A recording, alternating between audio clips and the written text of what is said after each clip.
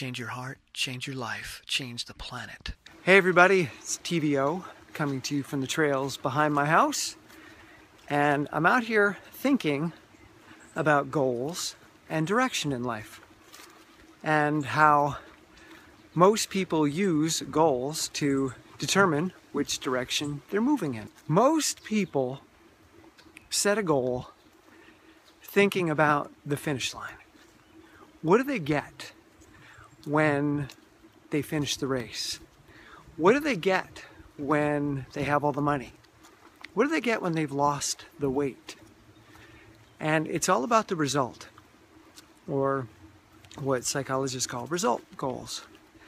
But there's another kind of goal called a process goal, where the purpose of the goal is to engage you in the process, to engage you in the act, rather than what you get from completing the act. So a result goal might be to run a 15:35K, whereas a process goal might be, I want to run every day. I want to get in the habit of running on a regular basis. Two totally different types of goals. So when we set a process goal, we build habits, we engage in the activity. When we set a result goal, we have an expectation of the way things should go, what we want the world to look like, what we want our bodies to look like, what we want our bank accounts to look like, or our Facebook feed. How many likes did I get on that post?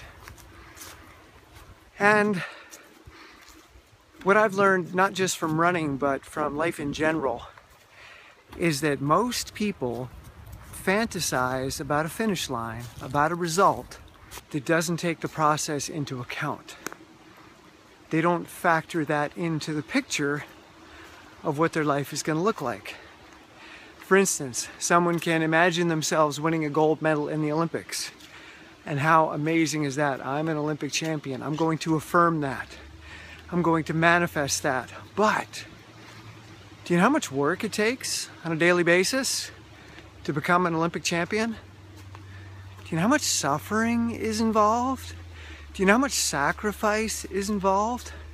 Are you sure that's what you want? Because you don't just get the gold medal. You get the process, and you get the life that allows you to get the gold medal. And you have to continually engage in it. If you don't get the gold medal. So there's a great story about this man that sees a pianist playing so beautifully, and he's just mesmerized by this music. And he walks over to the pianist when he's done playing and he says, "Wow, I would give anything to play like that." And the pianist looks back at him and says, "I did." And this is kind of the distinction between the player in the game and the spectator in the stands.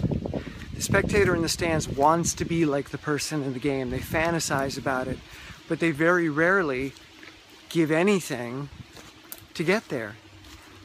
And I'm not saying that you should always give everything and anything to a particular goal, because maybe that goal is not healthy.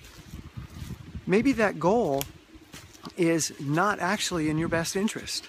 Maybe that goal symbolizes some form of past pain that you're trying to overcome, or some previous event that you're simply acting out and trying to fix, and trying to prove that you are worthy, etc.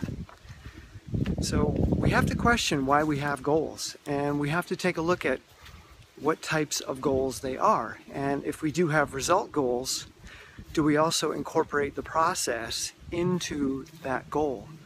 Do we want the result, or do we want the lifestyle that goes along with getting that result?